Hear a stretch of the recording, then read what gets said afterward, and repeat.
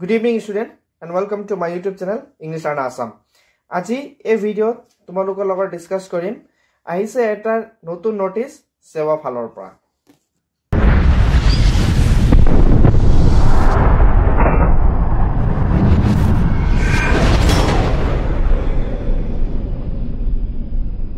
students তোমালোকে এতিয়া দেখা পাই আছে স্ক্ৰিনত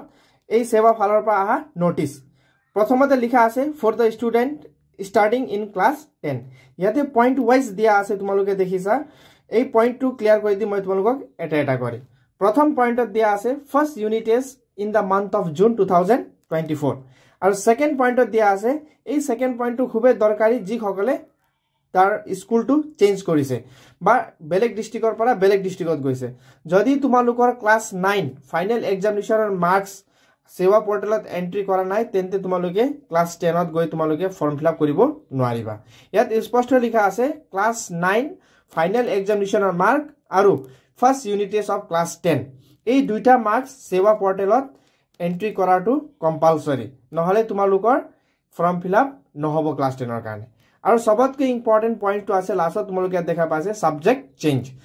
কি सब्जेक्ट चेंज হ'ব কলে इलेक्टिव আৰু লগতে এমআইএল जी সকলে ইলেক্টিভ চেঞ্জ কৰিব মন আছে তেও সকলে ধৰি লোৱা ইলেক্টিভ তোমালোকৰ history geography advance math Jio আছে তোমালোকৰ যদি তোমালোকৰ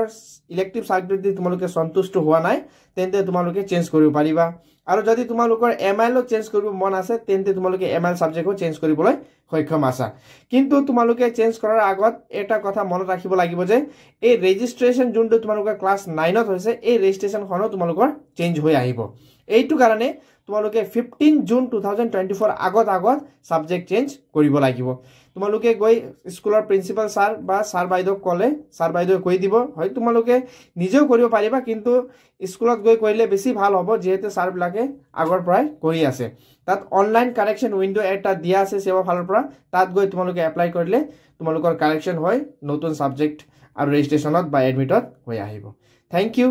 আজি ইমানে আছিল এই ভিডিঅ'ত